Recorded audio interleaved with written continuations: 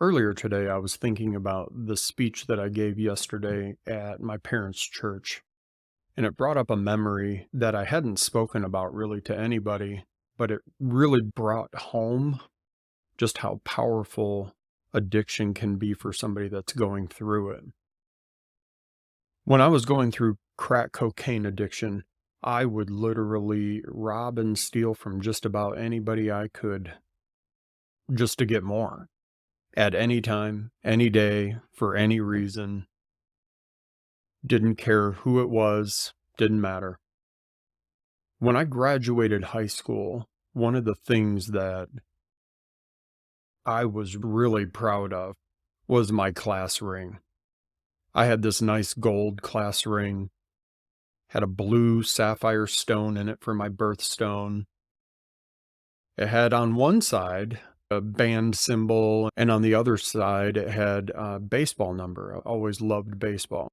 That ring was one of the favorite things that I had. I remember I paid probably right around 400 and some dollars or something like that at the time for that ring. But it was one of those possessions that I just prized. While I was going through crack addiction, I ended up trading that ring for probably around $20 in crack one day. And I remember when I got the crack back to my house, it wasn't even that good. So here I took one of my most prized possessions and just decided I was going to trade it for some crack because that's what I needed to change the way that I felt at that moment. Another moment that sticks out to me is when I was living in the area. I was living in an apartment next to my mom. My mom lived in one side, I lived on the other side, and we had just moved out of a house. So she had a lot of stuff that we just didn't have room for storage or whatever. And I had room in my apartment. So she stored a Bowflex in my apartment, one of those workout machines. And I remember in one drug fueled binge, I got it in my head that I was going to sell that Bowflex and I was going to have more drugs. And sure enough, that's exactly what I did. Did not think twice about it.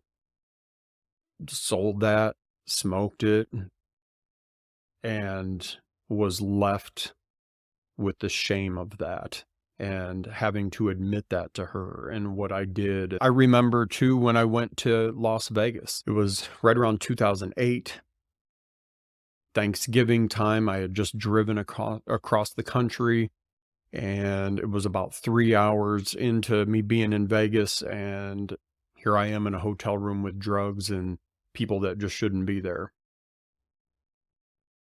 I always prided myself as a drug user that was at a certain level, right? Because, like, I didn't inject my drugs intravenously. I didn't use needles. I was just smoking my drugs and snorting them. So I was on a much better path than those people that were using needles. Well, it didn't take long. And there I was compromising that aspect of my life also for drugs.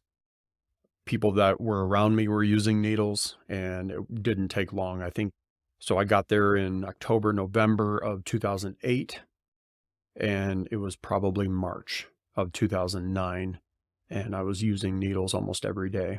That is absolutely no way to live. It robs you of your soul, your life, your dreams. Everything in your life becomes focused and centered around just that one thing, just getting more drugs, doing more drugs, and it doesn't matter who you roll over in the process. Today, I am 12 years sober, and praise God for that. This has been just such an amazing journey.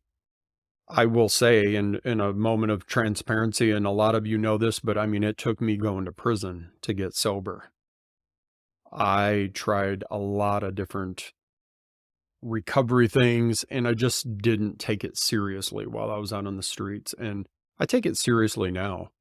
But just, man, at the time, I just was not, and I needed that break in my life. As hard as prison was, I needed that break in my life to just set me on a different direction. I've had people ask about addiction before, like what it's like or what you go through, what the thought process is, and it's tough. I mean, if you are currently engaging with somebody that is going through an addiction, please just show them some grace, show them some support.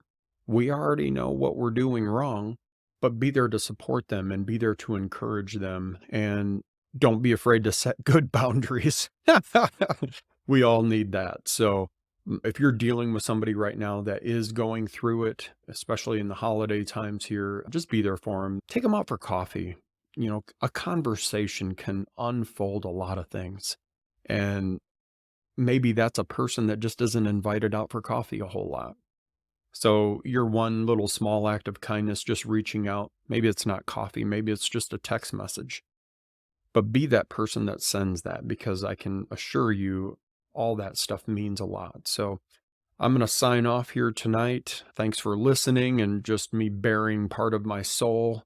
Uh, if anything that I say can help somebody just get through something or just give you a little hope or encouragement, that's what brings me the most joy. So I hope you have a great day, a great week, and I look forward to talking to you again soon.